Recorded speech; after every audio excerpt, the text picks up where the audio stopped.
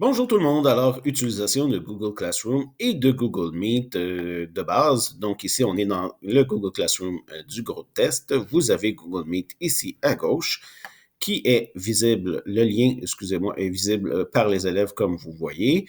S'il est inscrit qu'il n'est pas visible par les élèves, vous n'avez qu'à cliquer sur les trois petits points pour aller gérer et le rendre visible par les élèves. Vous pouvez aussi changer ce lien-là en le réinitialisant ou en le retirant carrément.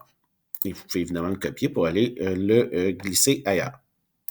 Lorsque je clique sur participer, je tombe sur cette page qui est la page classique que vous reconnaissez. J'attire votre attention sur l'outil d'effet visuel en bas à droite ici, où vous pouvez aller flouter le derrière de votre arrière-plan ou en choisir un autre arrière-plan.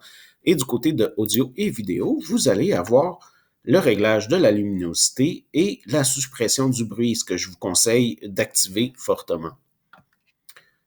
Par la suite, je n'ai qu'à me joindre à l'appel. Et là, peut-être qu'il y a quelques changements pour vous si ça fait longtemps que vous n'avez pas utilisé Google Meet ou que ça fait longtemps que vous n'avez pas porté une attention particulière au changement de Google Meet. Bon, on a les outils de base de micro, de caméra, le fait de lever la main qui se retrouve juste ici, de présenter soit la totalité de son écran, une fenêtre ou un onglet. Lorsqu'on souhaite présenter une vidéo ou certaines animations, on ne présente qu'un onglet, un onglet qui sera ouvert préalablement. Les trois petits points qui nous amènent à l'ensemble des fonctionnalités, dont le tableau blanc et l'enregistrement, mais aussi la mise en page qui nous permet d'aller mettre en tuile de potentiellement 49 pour avoir l'ensemble des élèves sur une même page. Du côté droit, mais vous allez voir que les fonctionnalités sont toutes regroupées ici, que ce soit lorsque vous affichez tout le monde, le fait de pouvoir couper les micros de tout le monde, vous l'avez juste ici. Vous pouvez inviter directement une personne. Vous allez pouvoir exclure une personne de l'appel à cet endroit-ci. Et vous allez pouvoir avoir accès aussi aux commandes de l'autre, à l'ensemble des commandes de l'autre à partir d'ici aussi. Sinon, dans le clavardage, mais vous pouvez enlever ou permettre la possibilité pour les gens de clavarder. Et du côté des activités, mais vous allez pouvoir, encore une fois, enregistrer, démarrer une session de questions-réponses, des sessions de petits groupes, des sondages ou l'utilisation du tableau blanc, comme je vous disais tantôt. Et à droite, vous avez le reste des commandes de l'autre, qui sont très importantes.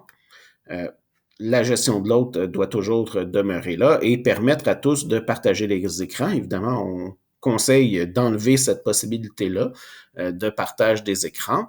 Le clavardage, c'est évidemment à votre désir de l'activer ou non.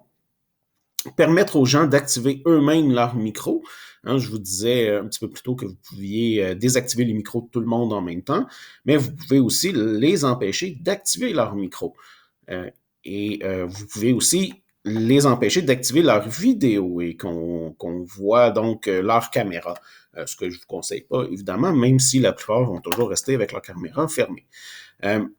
Les commandes des petits groupes sont généralement exactement les mêmes que celles que vous avez établies pour l'ensemble du Google Meet, mais vous pourriez aller changer les paramètres pour vos séances de petits groupes, question que les élèves puissent, par exemple, se partager des informations. L'accès rapide est aussi ici. Je vous rappelle, l'accès rapide fait en sorte que c'est seulement vous qui allez pouvoir créer les Google Meet. Et si un élève essaie de se joindre au Google Meet, vous allez avoir une petite notification s'il vient de l'extérieur pour dire, cette personne-là n'est pas censée se joindre à la réunion. Et vous allez pouvoir, évidemment, refuser cette personne-là. Et vous avez aussi la possibilité d'avoir l'ensemble des commandes de l'autre à cet endroit-ci.